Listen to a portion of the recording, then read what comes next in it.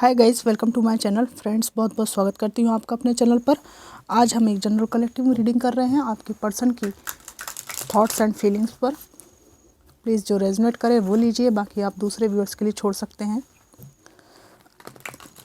Divine ancestor, master, spirit guide, please messages को निकालने में मेरी हेल्प कीजिए। Please archangels, Gurudev, please angels, messages को निकालने में मेरी हेल्प कीजिए। मैसेजेस को रीड करने में मुझे हेल्प कीजिए। Thank you, thank you, thank you.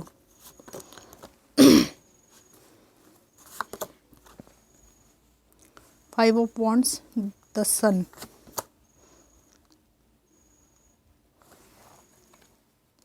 Hangman,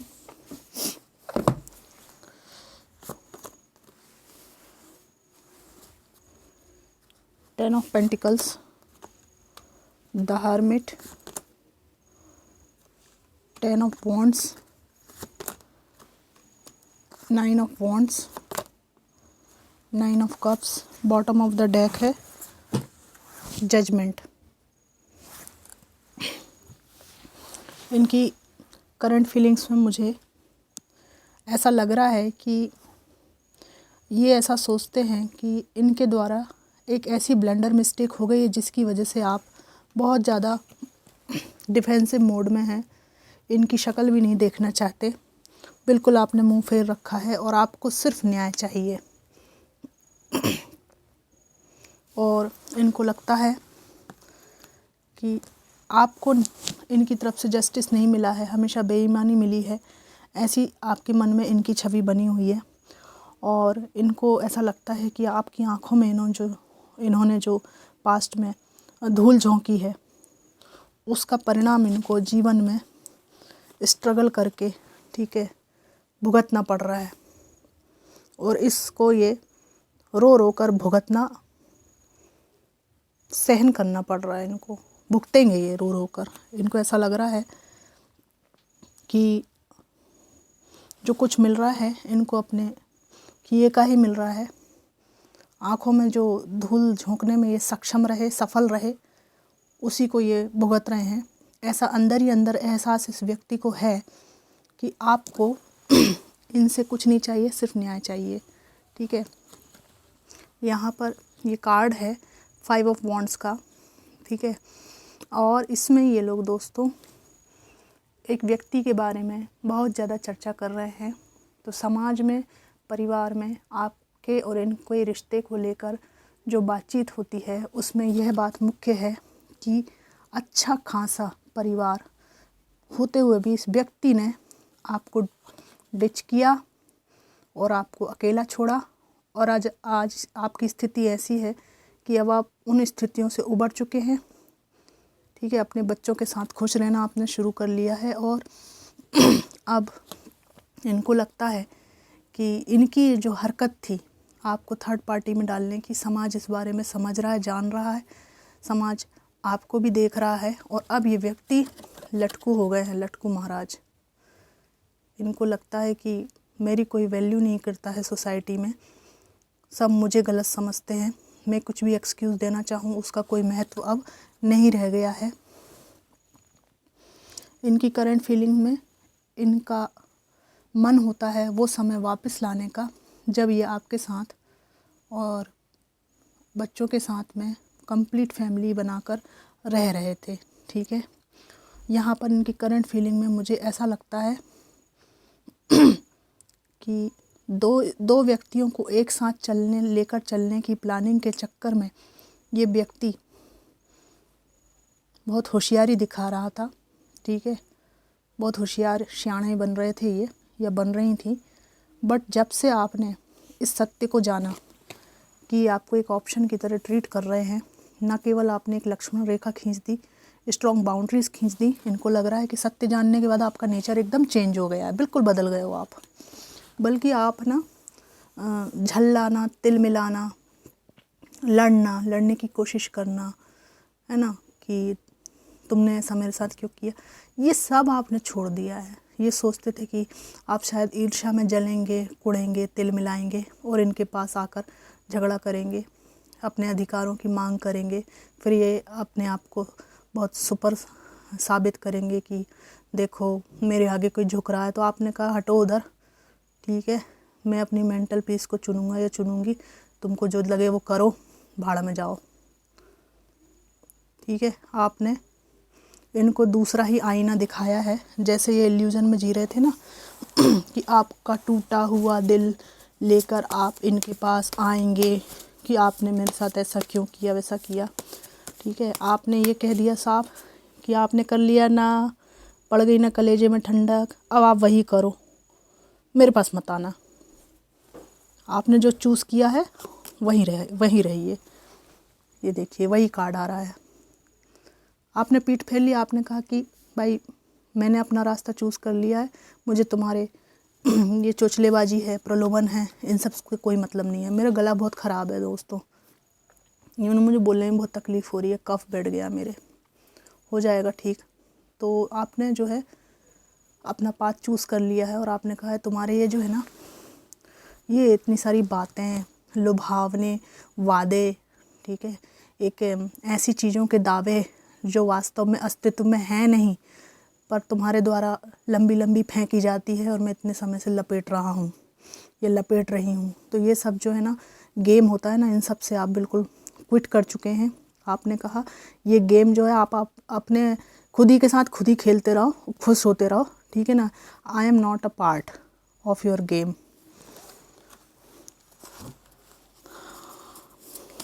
I am not a part of your toxic game.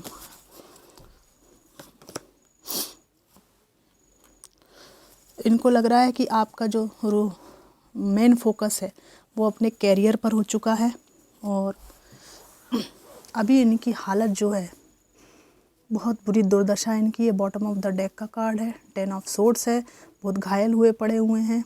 वर्तमान परिस्थिति में जीवन में जो भी इनके लोग हैं वो इनको उतना महत्व नहीं देते हैं जैसे आप जान छिड़कते थे, और पास्ट में ये आपसे पलायन करके भागे हैं और अब ये लोगों को बुलाते हैं तो वही कर्मा इनको रिटर्न मिलता है। एक तरह से ये कर्मा रीडिंग जैसी ही लग रही है मुझे। तो लोगों ने उनको टिट फॉर टैट तो दिया है, क्योंकि एक आप ही थे जो इनकी इतनी बकवास को झेलते थे, ठीक है, इतना कोई किसी को झेलता नहीं है। और इनको आपके जाने के बाद दोबारा आपके जैसा झेलू व्यक्ति मिला नहीं जो इनको इतना झेले। इवन आप में से कुछ लोगों के पर्सन जिन थर्ड पार्टी के साथ है ना, वो इनको ना बिल्कुल राइट करके रखती हैं या रखते हैं, पर इनको अच्छी तरह पता है कि इन्होंने जो कुछ किया है, आपको बिल्कुल भी इनका प्यार व्यार नहीं चाहिए। इनको लगता है आपको जस्टिस चाहिए, प्यार व्यार नहीं चाहिए आपको। इनको लग रहा है कि आप इनको प्यार के तो योग्य ही नहीं समझ रहे हो, वो समय गुजर गया है ना लवी डवी बातों वाला। नाइट ऑफ सोर्ड्स है, क्वीन ऑफ पेंटिकल्स है, current feeling of your person, 9 of wands,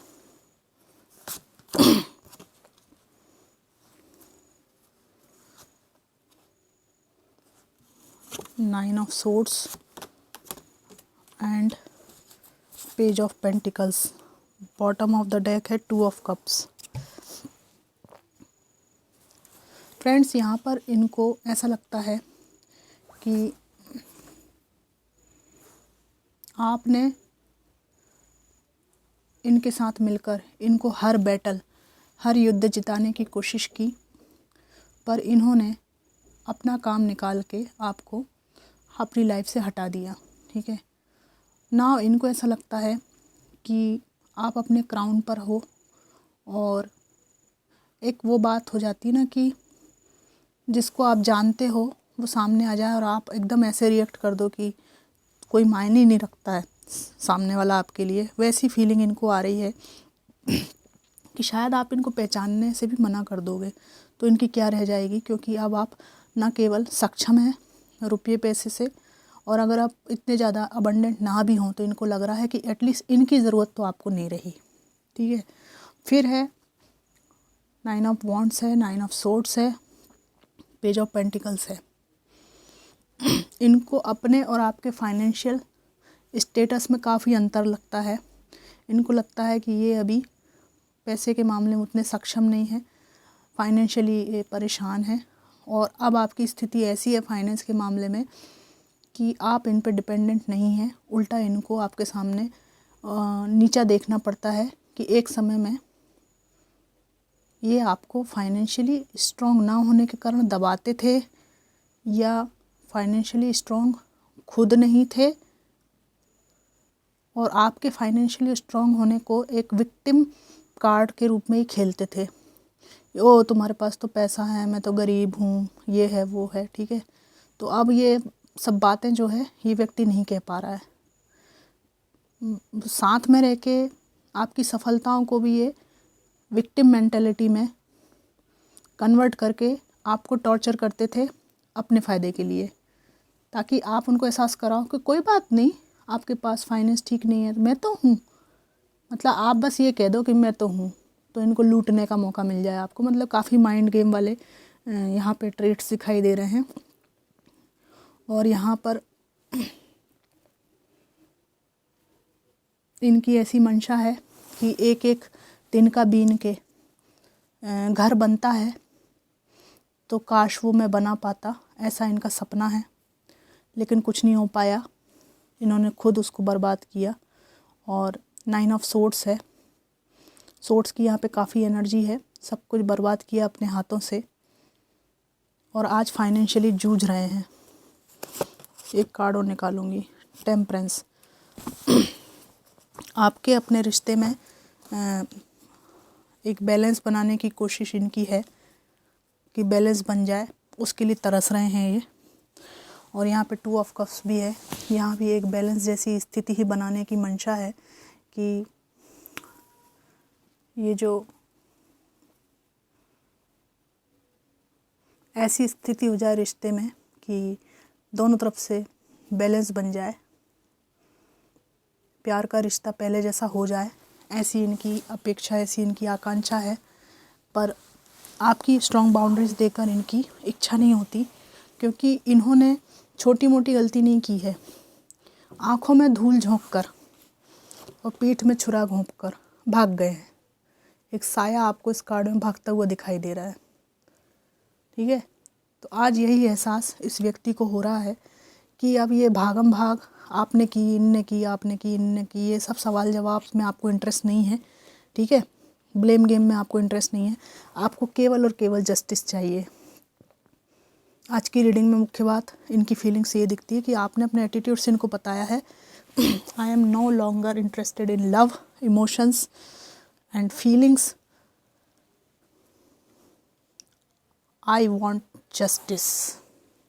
मुझे केवल न्याय चाहिए, ठीक है। और ये न्याय आप इनसे नहीं मांग रहे हैं, स्पिरिचुअल हो चले आप, और ये न्याय आप ऊपर वाले से मांग रहे हैं, ठीक है। और ये मांग रहे हैं आपका पहले जैसा बॉन्ड जो था आप दोनों के बीच में, वो मांग रहे हैं। पर इनको लगता है कि अब आप ये बॉन्ड नहीं चाह रहे हैं, आप नहीं चाह रहे हैं इनसे जुड़ना, आपको तो सिर्फ मैंने जो कहा ना, सिर्फ वही चाहिए। तो ये थी इनकी करंट फीलिंग। ये एक जनरल कलेक्टिव रीडिंग थी, कितनी रेजोनेट करी ज़रूर बताइएगा। Thanks for watching.